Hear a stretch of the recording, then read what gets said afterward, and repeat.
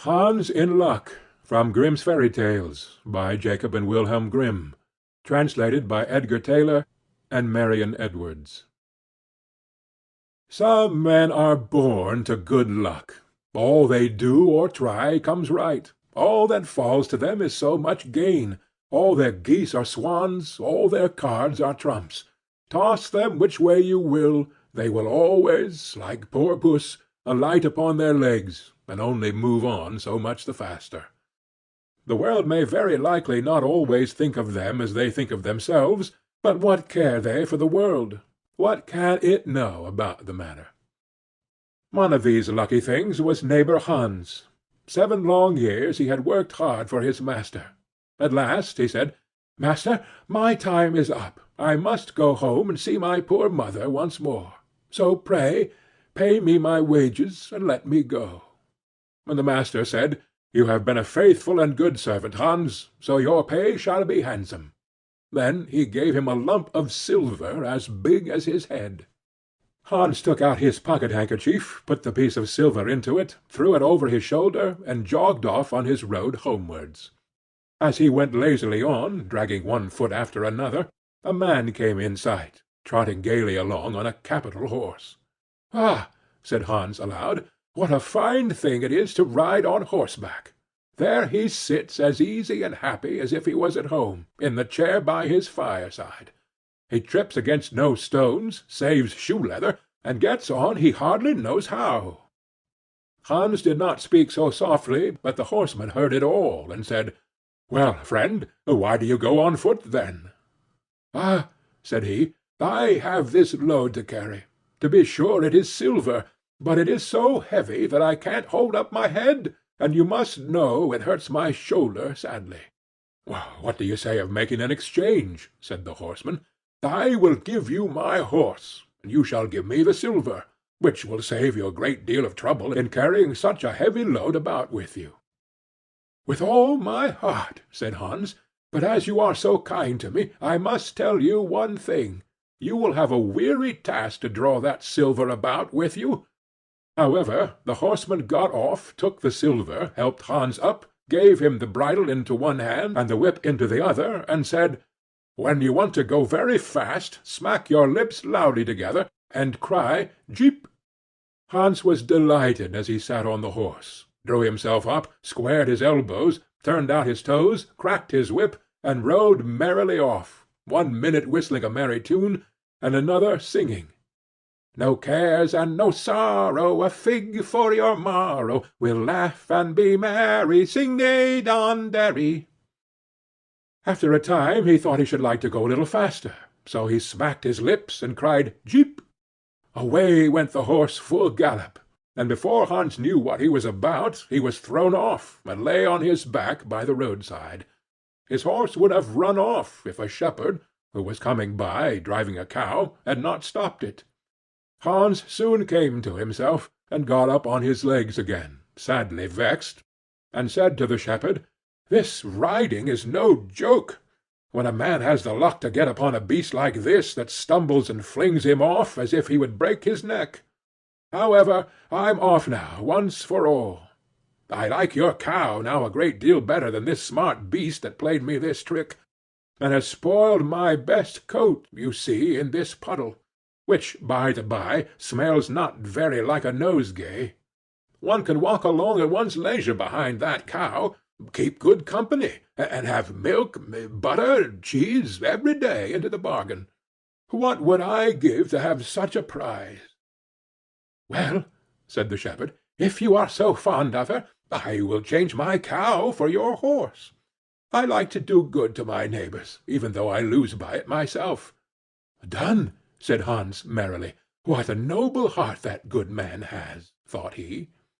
Then the shepherd jumped upon the horse, wished Hans and the cow good morning, and away he rode.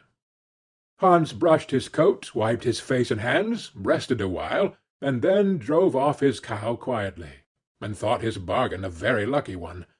"If I have only a piece of bread, and I certainly shall always be able to get that, I can, wherever I like, eat my butter and cheese with it. And when I am thirsty, I can milk my cow and drink the milk. and what can I wish for more?" When he came to an inn, he halted, ate up all his bread, and gave away his last penny for a glass of beer. When he had rested himself, he set off again, driving his cow towards his mother's village.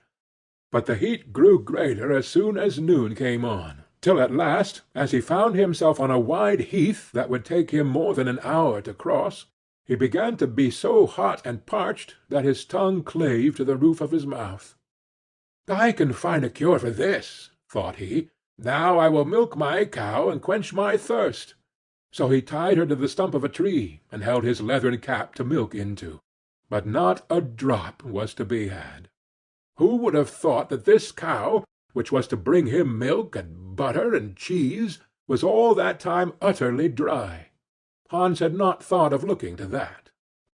While he was trying his luck in milking, and managing the matter very clumsily, the uneasy beast began to think him very troublesome, and at last gave him such a kick on the head as knocked him down, and there he lay a long while senseless.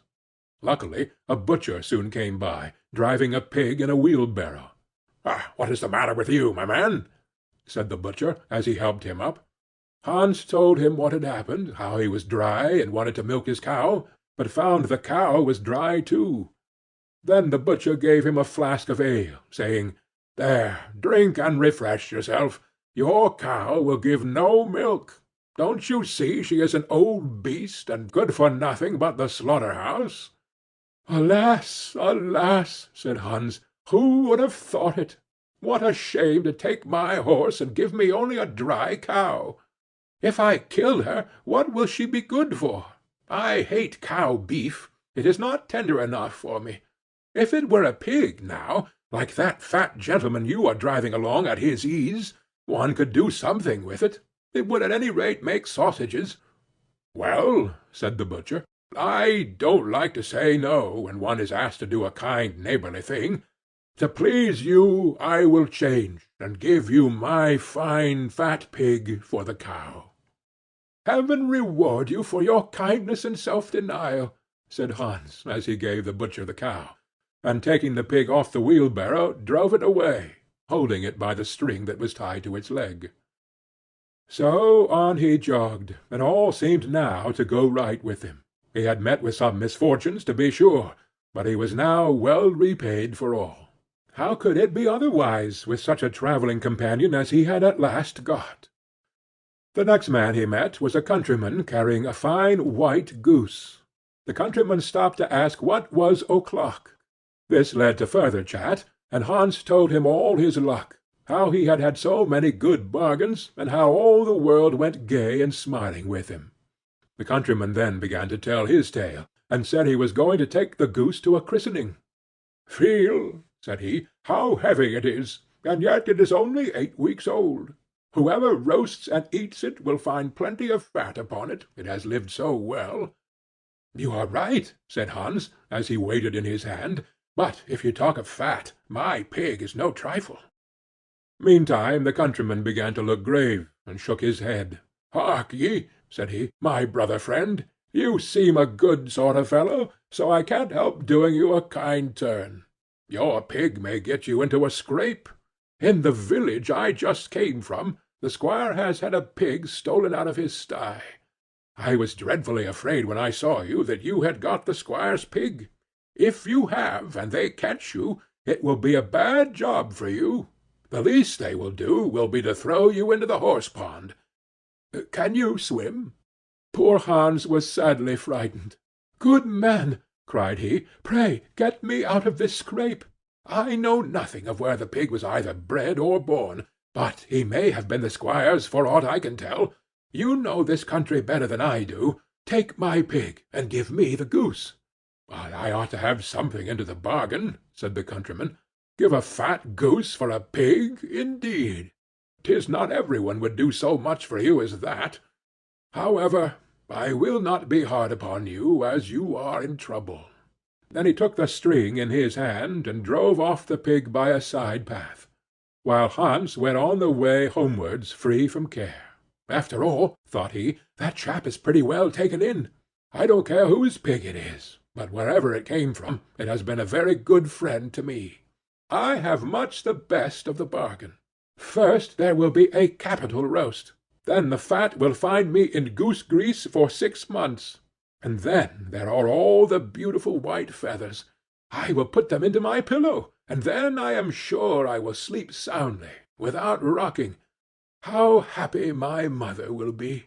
Talk of a pig, indeed! Give me a fine fat goose." As he came to the next village, he saw a scissor grinder with his wheel, working and singing. "O'er hill and o'er dale, so happy I roam, work light and live well, all the world is my home. Then who so blithe, so merry as I?" Hans stood looking on for a while, and at last said, "You must be well off, Master Grinder. You seem so happy at your work." "Yes," said the other, "mine is a golden trade. A good grinder never puts his hand into his pocket without finding money in it. But where did you get that beautiful goose?" "I did not buy it. I gave a pig for it." "Ah, and where did you get the pig?" "I gave a cow for it." "And the cow?" "I gave a horse for it." "And the horse?" "I gave a lump of silver as big as my head for it." "And the silver?" "Oh, I worked hard for that 7 long years." "You have thriven well in the world hitherto," said the grinder. "Now, if you could find money in your pocket whenever you put your hand in it, your fortune would be made." "Very true. But how is that to be managed?" "How? Why, you must turn grinder like myself," said the other. "You only want a grindstone. The rest will come of itself. Here is one that is but little the worse for wear. I could not ask more than the value of your goose for it. Will you buy?" "How can you ask?" said Hans. "I should be the happiest man in the world if I could have money whenever I put my hand in my pocket. What could I want more? There's the goose." "Now," said the grinder, as he gave him a common rough stone that lay by his side, "this is a most capital stone. Do but work it well enough, and you can make an old nail cut with it." Hans took the stone and went his way with a light heart. His eyes sparkled for joy, and he said to himself, "Surely I must have been born in a lucky hour. Everything I could want or wish for comes of itself. People are so kind. They seem really to think I do them a favor in letting them make me rich, and giving me good bargains." Meantime he began to be tired, and hungry too, for he had given away his last penny in his joy at getting the cow. At last he could go no farther, for the stone tired him sadly, and he dragged himself to the side of a river, that he might take a drink of water and rest a while. So he laid the stone carefully by his side on the bank, but as he stooped down to drink, he forgot it, pushed it a little, and down it rolled plump into the stream. For a while he watched it sinking in the deep clear water, then sprang up and danced for joy, then again fell upon his knees and thanked heaven, with tears in his eyes, for its kindness in taking away his only plague, the ugly heavy stone. "How happy am I!" cried he. "Nobody was ever so lucky as I." Then up he got with a light heart, free from all his troubles, and walked on till he reached his mother's house, and told her how very easy the road to good luck was. End of Hans in Luck,